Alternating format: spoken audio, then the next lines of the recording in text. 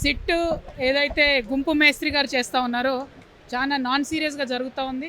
ఇవాళ ఎన్నికలు జరుగుతూ ఉన్నాయి కాబట్టి కేసీఆర్ గారికి నోటీస్ ఇచ్చినారు.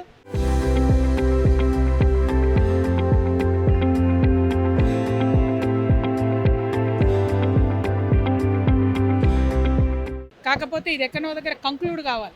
కంక్లూడ్ చేసే ఉద్దేశంలో ప్రభుత్వం ఉందా లేదా అనేది ఎవరికి కూడా అర్థం కాని పరిస్థితి ఉన్నది. జరిగినటువంటి ఫోన్ ట్యాపింగ్ వ్యవహారం డెఫినెట్గా బాధాకరం. కానీ దాని తగినటువంటి పర్యవసానాలు మరి నేరస్తులు ఎదుర్కొంటారా లేదా అనేటటువంటిది వేచి చూడాలి.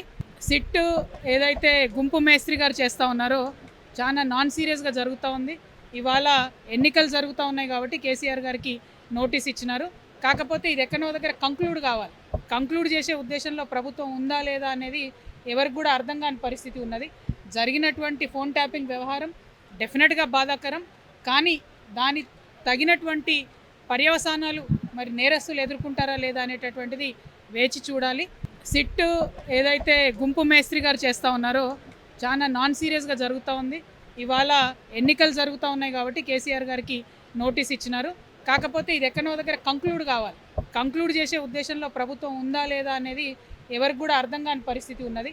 జరిగినటువంటి ఫోన్ ట్యాపింగ్ వ్యవహారం డెఫినెట్గా బాధాకరం.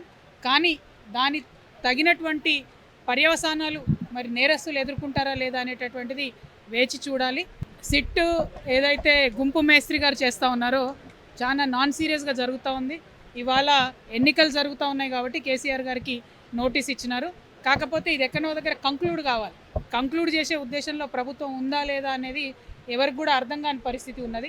జరిగినటువంటి ఫోన్ ట్యాపింగ్ వ్యవహారం డెఫినెట్గా బాధాకరం. కానీ దాని తగినటువంటి పర్యవసానాలు మరి నేరస్తులు ఎదుర్కొంటారా లేదా అనేటటువంటిది వేచి చూడాలి. Thank you. జై తెలంగాణ. చరిత్ర సృష్టించినోడు ఇప్పుడు ఆ చరిత్రని తిరగరాయబోతున్నాడు. అబద్ధాల గోడల్ని బద్దలు కొట్టి నిజాలను రాగా మీ ముందుంచబోతున్నాడు. నిజమైన వార్తల కోసం వెంటనే డౌన్లోడ్ చేసుకోండి రా యాప్ని.